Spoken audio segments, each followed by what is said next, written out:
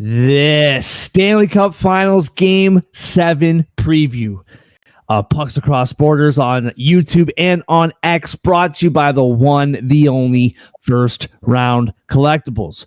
Right now with our promo code SportsAddict, get 10% off whatever sports card you want on the entire First Round Collectibles store. They have an ongoing sale up to 50% off tons and tons of cards. And with our promo code SportsAddict, not only do you get 10% off of regular priced items, but sales items as well.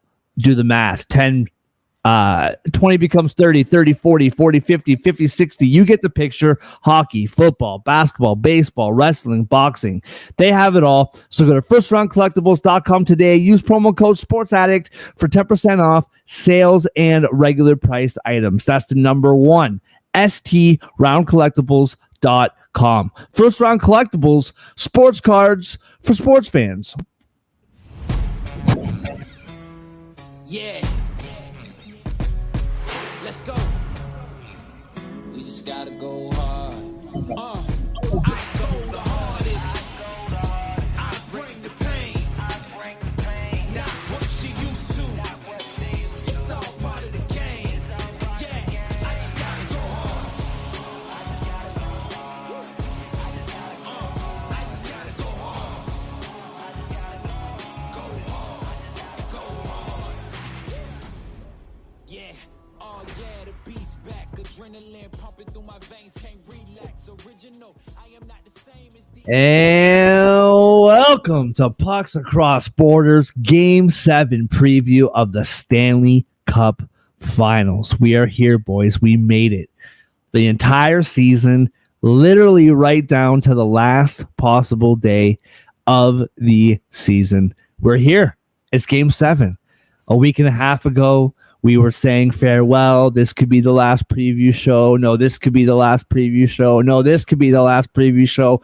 Well, we now know with 100% certainty that this is the last preview show of the 2023-24 season and the 2024 Stanley Cup playoffs. We're going to get into all of it. What do we see in Game 6?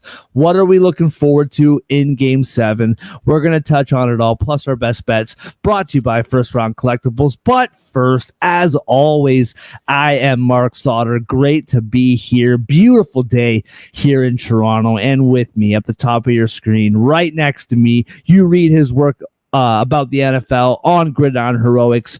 John, how you feeling on a Game 7 Monday, bro? It's weird that it's on a Monday, if I'm going to be real about it. It feels a little like, I don't know, out of place, if you say. But how you doing, man? Good to see you. Good to see you, man, especially because we waited so long for this Game 7. Yeah, it feels like it's been a week since the last game. But it's amazing how quickly things can change because, like, 10 days ago, we were talking about this year being like arguably the most underwhelming pair of finals in recent years. And now we're talking about, I think for me at least, no matter which way this goes tonight, maybe the most compelling Stanley Cup final in over a decade at least. And if the Oilers win, it might be the most compelling in the history of the Stanley Cup. Yeah, I mean, literally, if the Oilers win tonight, we are literally watching history, and we're watching the greatest Stanley Cup victory in history, maybe the greatest championship in like North American sports history, and on the other side of that, the most epic like collapse we've ever seen, which, you know, we can't ignore that. Everyone's talking about the Oilers side of this, and rightfully so. But on the Panthers side of this, like, dude, like, it's tough, man. And you've already been to the Cup Finals last year. You're here this year. Are you going back for a third year in a row?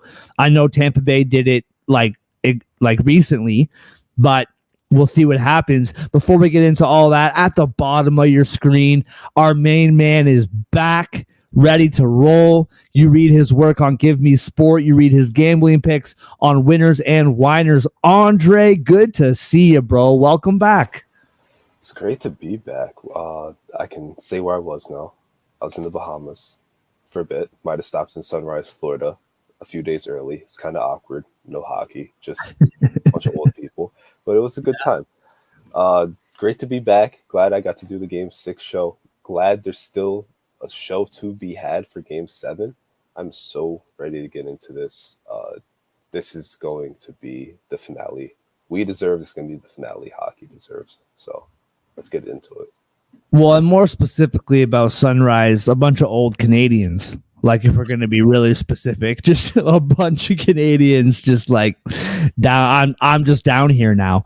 And yes, Adam, good morning, bro. Thank you for joining us as you have been throughout the playoffs. We appreciate you joining us, man. And to everybody watching live or throughout the day, we appreciate you. So let's get into Friday night a little bit.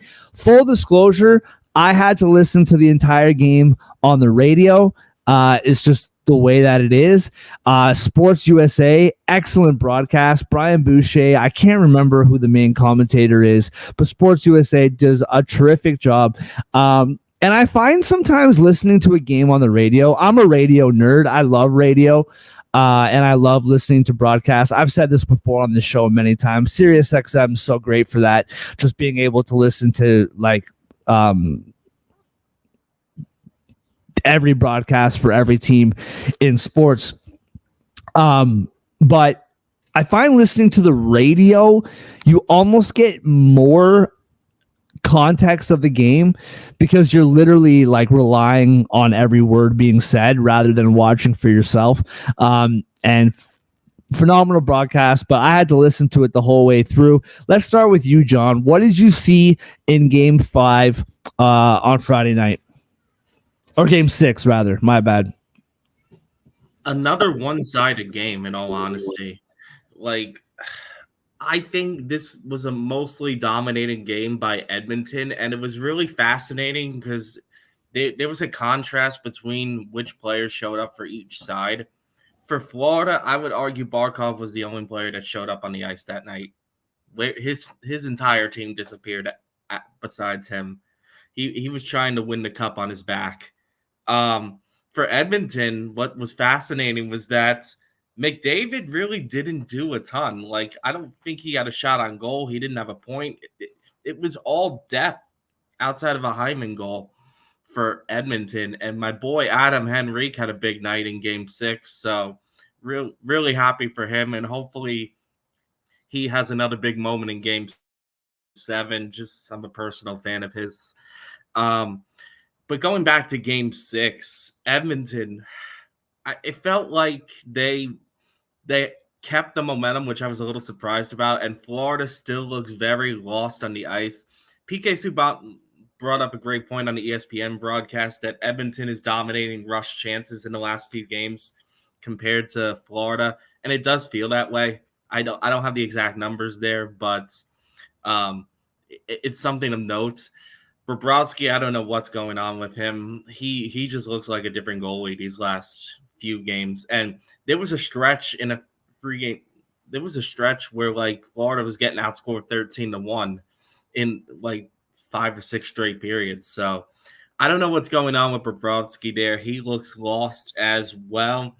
But there's one point in Game 6 I think needs to be just put out there. The offsides call. I think that irreversibly changed the game because Edmonton had just went up at 2-0 at that point early in the second period, and Florida answered 10 seconds later, of course, by Barkov.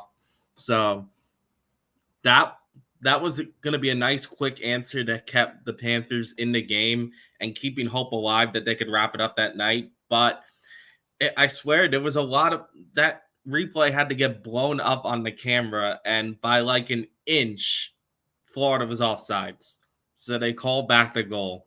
And I have to give credit to Novak. I think this is going to go down either way as one of the best midseason coach hires in sports history. I have been so impressed with his coaching ability throughout the entire playoffs, and I think Game 6 there needs to be a note there for him because that was a gamble with the rules in hockey. It's like if you get that wrong, you're gonna give the other team a power play. I mean, credit to Edmonton. I think they were willing to take the chance because their PK has been great throughout the playoffs, but it's still a risk at the end of the day. And Novak, credit to him. He trusted his video crew up top, took the chance, and they won. And I think that defined the game. I really think once that happened, Florida just got deflated enough where they just never got another chance like that the rest of the night.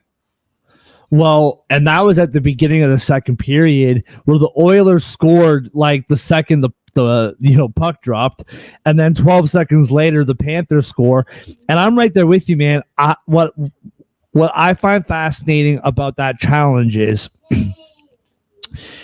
you understand, excuse me, you understand that you just scored to make it 2-0, and the Panthers scored right after. You understand that the momentum shifted so dramatically, and you weighed that, like, dude, like you said, if they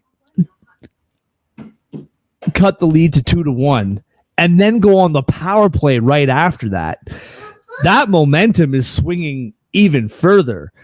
And Knobloch, I've said this on the show before as the season went on, since I had plenty of opportunity to, since like every coach in the NHL was fired this past season.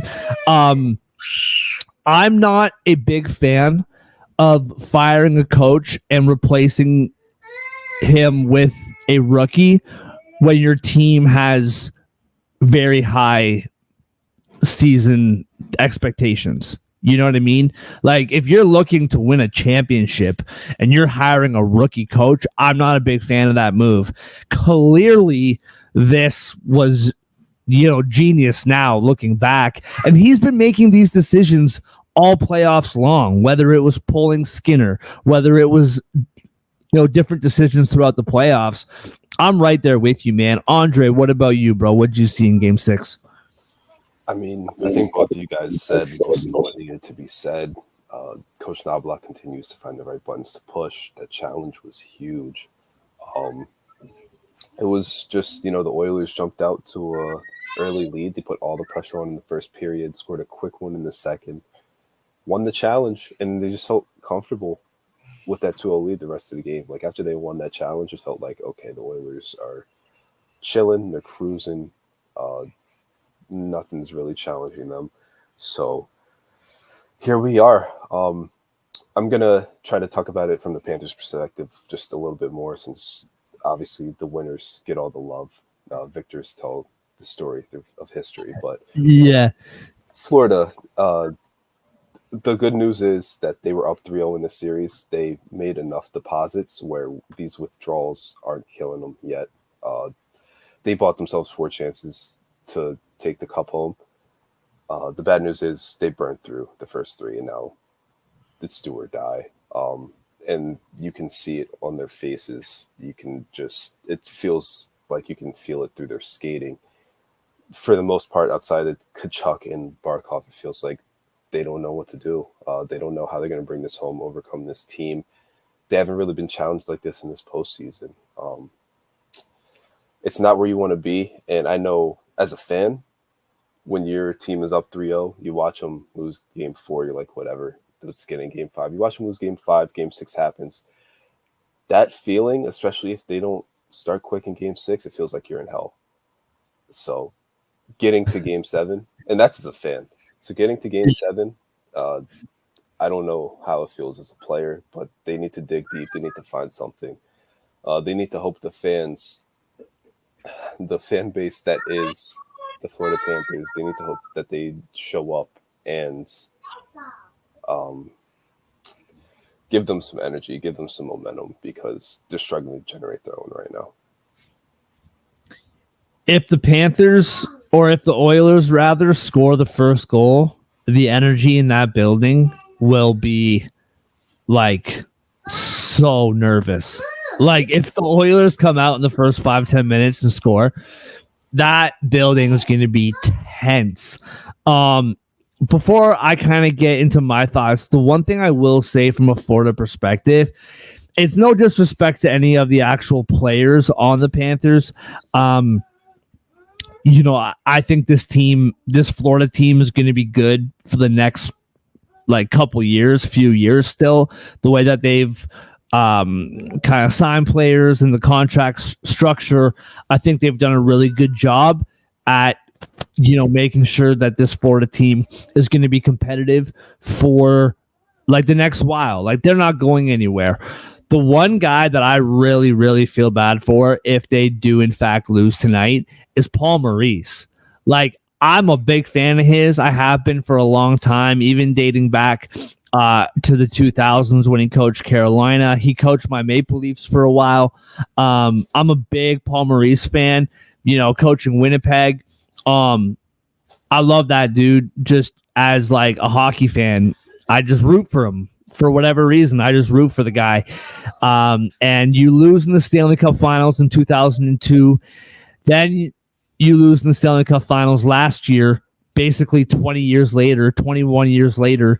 And if they lose tonight, that's the guy that I'm going to feel for the most is Paul Maurice. I haven't really heard this. I don't know if this is fair. I don't know if this is realistic. All I know is that they fired their coach after winning the President's Trophy. And so, like, this team isn't scared to make hard decisions. So if they choke away a 3-0 cup lead and lose their second straight cup final, I don't know. Would he get fired? I'm not sure. But based on how that management team has operated in the past, I wouldn't put it past them. I mean, they win the President's Trophy. Not only do they fire their coach, but they trade Jonathan Huberdeau, who like had a heart-worthy season, right? So it's an interesting point to kind of think about, and we'll see what happens.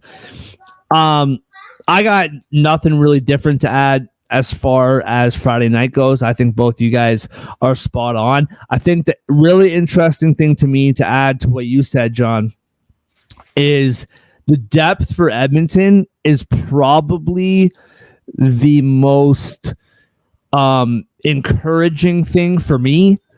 Like, not just because they won that game, but like when you have a must-win game, you win this game, you go on to game 7, you lose this game, the series is over.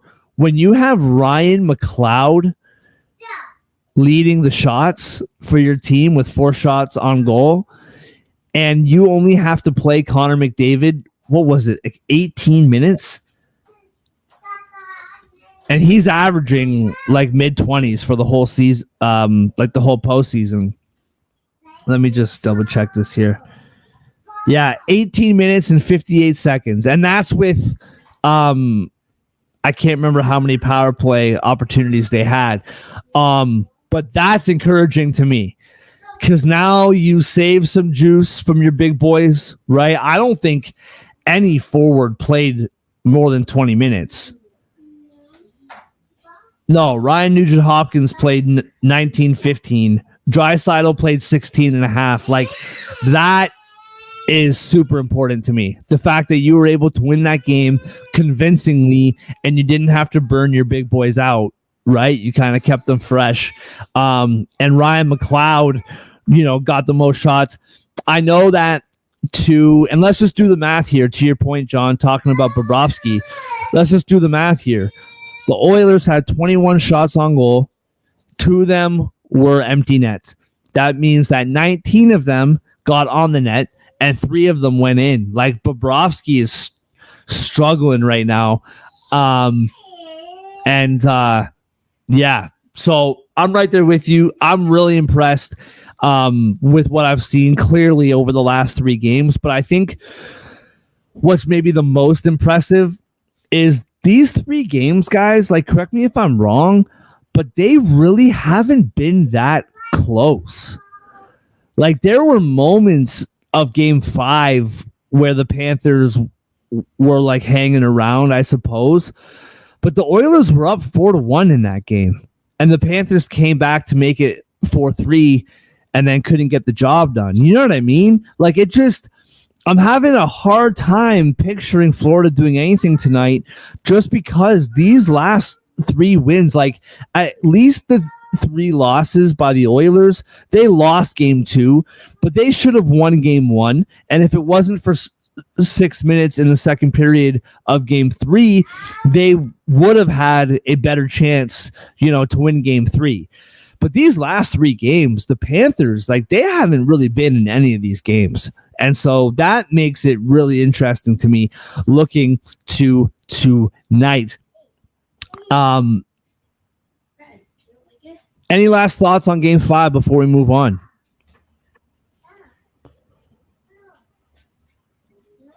Think we're good to go. All right. Game number 7. We're here. Stanley Cup Finals. This is only the third game 7. What did I say the other day? Since like 2011. This is the third game 7 in the Stanley Cup Finals. The Edmonton Oilers on the road in Florida, -108. The Panthers, -112. Basically a pick 'em. -108 for the Oilers, -112 for the Panthers. The over is 5.5 at +130, despite the over hitting the last 4 games. The under, -155. +1.5 for the Oilers is -290. -1.5 for the Panthers, +235. Andre, you had some time off. We'll give you the honors, brother. Kick us off. Game 7, Stanley Cup Finals. What do you see? Listen, if you've been watching this show all season, even if you've been watching during these playoffs, I was not a firm believer in this Oilers team. Especially on the back end, especially in net. And at some point during this postseason, I believe it was after Game 5 against Vancouver, I thought that they had just run out of buttons to push. Yeah. No more adjustments for Coach Knobloch to be made. The roster had too many holes, and they did a great job getting that far.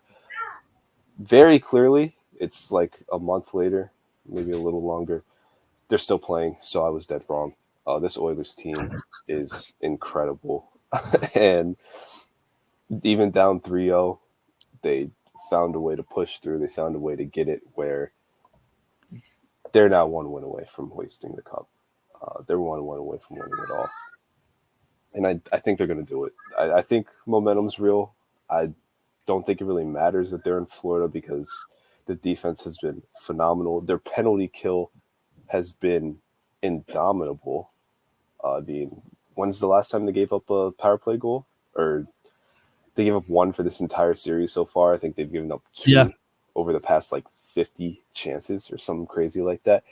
I know that they're 1 if the Panthers are 1 for 19 on the power play in this series alone.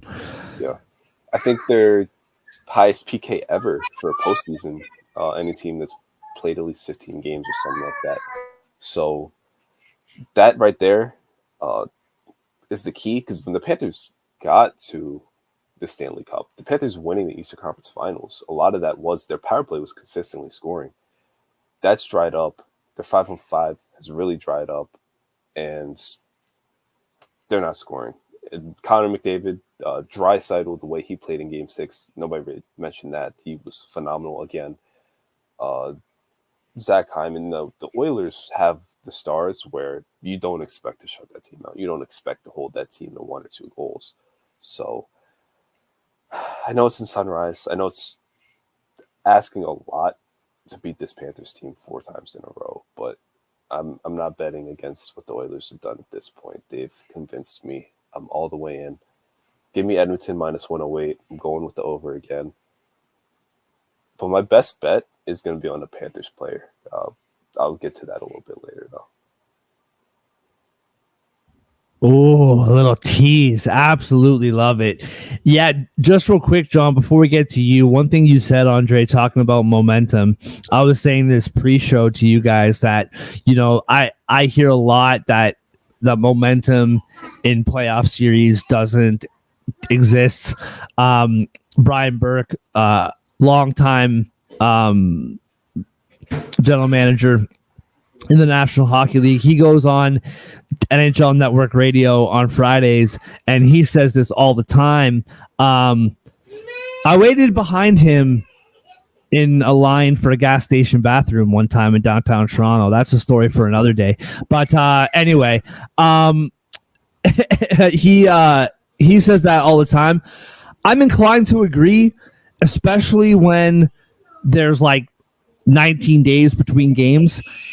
However, in the context of this series, I think momentum is absolutely real, man.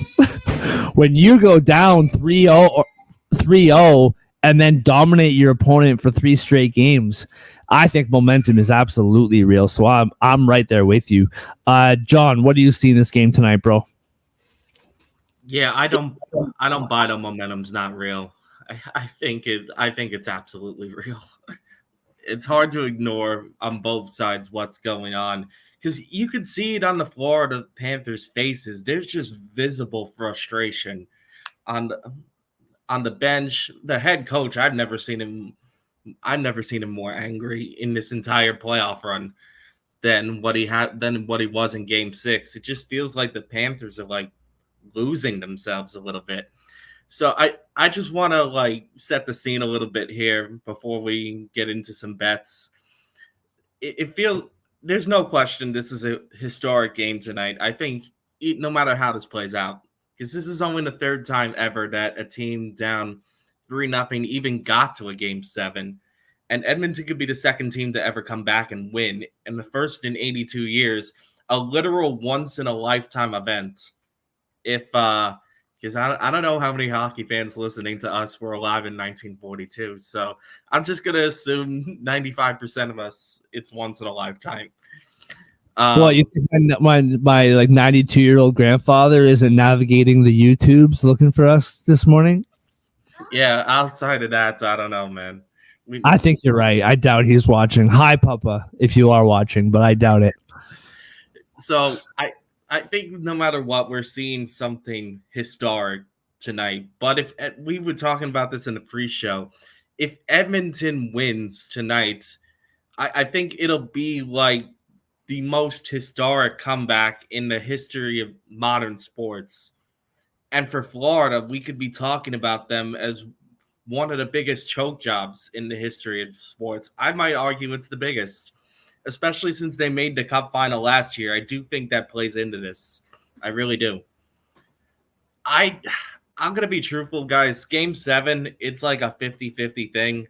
I wouldn't bet the house on either side tonight. I would say if you got a couple bucks and you want to have some fun with this, do it.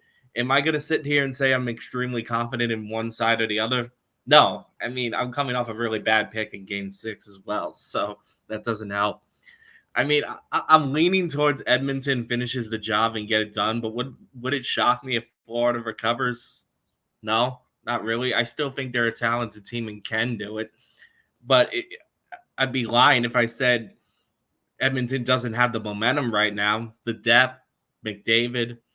I don't know what's happening to Bobrovsky. I don't really trust him anymore on Florida side of things. He just looks like a different man in a bad way these last few games. Just to get to the betting side of this, I think Vegas agrees that this game is a crapshoot because the odds, Mark said it, or Mark has it on the screen here, the odds to win the game are about as even as it can get. We're talking about a couple points apart for -108 and -112.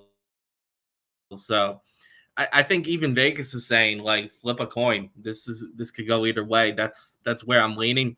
I think I'm 51-49 on the side of Edmonton, but you never know. Player props, I think I'm staying away from goalie props entirely. McDavid as an anytime goal scorer, that's hard to ignore. I think I have to take it if you want something to bet on in this game. He's been on fire. He had a very quiet Game 6. I find it hard to believe he doesn't do something again. So I'm leaning towards a goal for McDavid in this game. Just a bonus one real quick, and I think this one is coming from the heart more than anything. Henrique to get a point. Plus, I think that's plus 185 if I remember this right. Yeah, plus 185 for Adam Henrique to get a point. Man, I'm getting a little nostalgic when it comes to him. His rookie season was magical. And for those that didn't watch the Devils playoffs closely way back in the day, he was arguably the most clutch player during that run. So I think part of me wants to see him get the game-winning goal in Game 7 just to relive relive some of those highlight moments from him. But I do think he's capable of coming up clutch when he has to. He started to show signs of life in Game 6 again. This is probably coming from the heart more than anything, but I wouldn't be shocked if Henry contributes tonight. So betting on him to get a point, I think, might be worth a look as well. Out of all the players that could make a fan like come to tears, I wouldn't think it would be Adam Henrique, but every time John talks about him, it looks like he's about to lose all control. He's just gonna weep over this guy. But yeah, listen, so it's Game 7. Anything can happen. We all know that. But I will say that I am very confident that the Edmonton Oilers win tonight. I think that if the games over the course of games 4 through 6 were extremely close, then, you know, a little bounce here, one bounce here, maybe the offside call that you were referring to, John, maybe that was the quote unquote bounce that didn't go their way. But I just think the Oilers have been in full control of this series in games 4 through 6. Full control. I think like when the Panthers came back from being down 4-1 in game 5, they made it interesting. Connor McDavid scored the empty netter. The Oilers win game 5. Maybe that was the closest that the Panthers have been to having any life in the last 3 games. I keep saying this and I keep going back to it and I just can't shake it. Game 1, the Oilers should have won. Game 3, their heads fell off their bodies for 6 minutes. I just feel like the only game where the Panthers fully dominated and controlled was game 2. Other than that, the Oilers have been the better team for the vast majority of this series. And that's just the facts. You watch the games, you see the stats, like that's just what I see watching this whole series. The only game where the Panthers front to back controlled play was in game 2. And so can the Panthers win tonight? Of course they can. I don't know, man. I've never been in this position myself, clearly, but you just got to think like all the momentum that the Oilers have after being down 3-0 and then now being up like tied 3-3, that momentum, there is such thing as positive momentum and negative momentum, right? And I feel like with the Panthers, that negative momentum, that's just, I don't know, man. It feels like too much. And if the Oilers score the first goal of the game, I just think panic sets in, man. Like, I'm not saying this is 100% factual. It just feels like one of those situations where if the Oilers score in the first 5 minutes of the game, I feel like the Oilers will win. Like, I just think that like that's just gonna like break the back. As far as bets go, I'm staying away from props in this one. Who knows?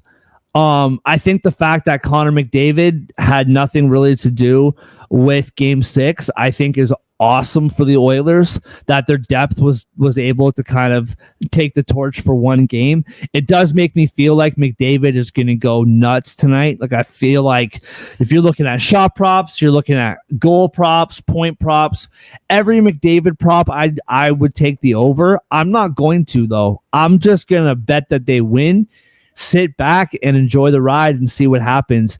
I think the Oilers win tonight. I again, maybe this is, that sports term, recency bias, but I think when a team is down 3-0 in a series and comes back, recency bias is perfectly legitimate. I would even look, I don't know if I'm going to do this. I'm definitely taking the money line. I would be curious about a puck line too here, boys. Like, trying to see if they have, game lines, -1.5 for the Oilers is +225, and I would think about it. I think they're going to win tonight. by a decent margin. The hockey fan in me, who has no horse in the race, who could care less who wins, the fact that they're Canadian, I've said this 1,000 times, means nothing to me. I would love to see overtime. Like, I think that would be so much fun to see because we haven't seen one yet in the Stanley Cup Finals. But I think the Oilers win. I'm staying away from props, placing my bet, sitting back, and enjoying the ride. All right, let's move on to our last best bets segment of the 2024 Stanley Cup playoffs, brought to you by the one, the only first round collectibles. Right now, with our promo code SportsAddict, get 10% off whatever sports card you want in the entire first round collectible store. They have an ongoing sale up to 50% off tons of cards on their store. And with our promo code SportsAddict, not only do you get 10% off of regular price items, but sales items as well. Go to firstroundcollectibles.com today. That's the number one, STRoundCollectibles.com. First Round Collectibles. Promo code SportsAddict for 10% off every card in the store. First Round Collectibles, sports cards for sports fans. John, we'll give you the honors, man. What is your best bet? Game 7, Stanley Cup Finals. Since this is the last one of the season, there's a saying, save the best for last. I'm going to go with the best player in the world. I think it's only fitting. Connor McDavid, he didn't get on the board at all in Game 6, and while that definitely is encouraging for the Oilers as a whole, I think Connor McDavid's making some noise in the last game of the year. I find it hard to believe he's going to be kept off the board 2 straight games. So I'm looking at him being an anytime goal scorer. I believe that's plus 140. I'm taking it. Give me Connor McDavid. Is it plus 140? Believe so. That seems I'll double check this. No, I don't doubt you. That seems high to me. He's the second highest guy on the board to Hyman. Well, Hyman plus 125. That's probably the highest, the longest odds he's been probably in a while. Wow, interesting. Andre, what about you, bro? What do you got as your best bet? Yeah, so clearly Vegas and the books aren't expecting a lot of goals, but I think they're wrong. I'm expecting points, and I think the Oilers are going to win. I'm going to go to a Panther, though, to pick up a point. Because for a decent amount of time, this was the postseason of Gustav Forsling. Every time the Panthers had a big play, had a big goal, he was right in the middle of it, picking up an assist, getting a goal. He had 4 points in the conference finals. You know, he had a couple goals against the Bruins, including, I think, the series clinching goal against the Lightning. He had a few huge points way back in round 1. This series, he only has 2 assists. They were both in Edmonton. He has 0 points at home in this series. He was -3 last game. It's been kind of rough for him, kind of ugly, but he was playing so well. He was on everyone's spotlight. And even though the Panthers are going to lose, it's going to be a tight game. They're going to fight.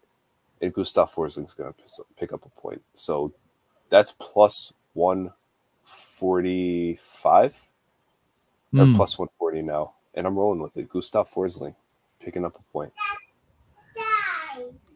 Absolutely love it. Well, boys, based on my short little Game 7 preview that I just gave you, I said it. I'm not touching props. I'm not touching anything. I thought, actually, Andre, you were setting up a teaser for Bobrovsky, like over 2.5 goals allowed or something like that, but which that I could get behind. I'm going to do it. I am picking the Edmonton Oilers to win tonight as a best bet. I'm doing it. Minus 108. I just want to sit back and watch this game and see what happens. Minus 108 Edmonton Oilers. I laid out my case earlier. I really feel strongly about this. I know, John, you're kind of maybe 51-49, 50-50, just kind of like leaning the Oilers. I'm really confident that they win tonight. and it wouldn't surprise me if they won by a decent margin. So I'm picking the Edmonton Oilers at -108 to win the Stanley Cup. Oh, one last quick thing. We haven't talked about this in a little bit. I don't think we have anyway. The Conn Smythe, it's -2,500 for Connor McDavid. So they're basically telling you that no matter who wins the cup tonight, it's McDavid's. And I would agree with that. I think maybe if Bobrovsky stops like 54 shots in a shutout or something like that, then maybe that swings. But I found that pretty interesting. But anyway, Edmonton Oilers -108. That's my best bet. Well, you should have made it McDavid, Conn Smythe, clearly. But we can settle for Game 7 of the Stanley Cup Finals. This is it. This is it. You're taking a winner. You're taking a side. Edmonton Oilers money line -108. I love it. John rolling with the best player in the world, Connor McDavid, to light the lamp. +140 for a McDavid goal. And I am going with a defenseman on the home team to pick up a point, Gustav Forsling. +140 to get at least 1 point in this game. Can be a goal, can be an assist, doesn't matter. The odds for that 3-leg same game parlay, the last one of the season, +950. Let's get it. Absolutely love it. What was that final odds? Say that again, the final odds. +950. Absolutely love it. Let's, like you said, John, let's get it. Listen, that's it. That's our last preview show of the NHL 2023-24 season. We will be back tomorrow for a recap, talk about what we saw, and then that's it, guys. I believe, and we'll fill you guys in on socials and all that. I believe for the summer, we will do a show a week and kind of talk about anything that's going on in the NHL. But that's it. Tomorrow is the last day of the daily Monday through Friday Pucks Across Borders. It's been a really fun inaugural. How the heck do you pronounce that? Inaugural. Yes. Thank you, Andre. I'm going to miss that. Correcting me on my grammar. I appreciate you. But we'll be back tomorrow to break it all down. To everybody who watched either live or throughout the day, we appreciate you. First Round Collectibles, we appreciate you, John and Andre, and everybody else. Enjoy the game tonight. Let's make some money, and we will see you all tomorrow morning. Have a great night. Enjoy the game.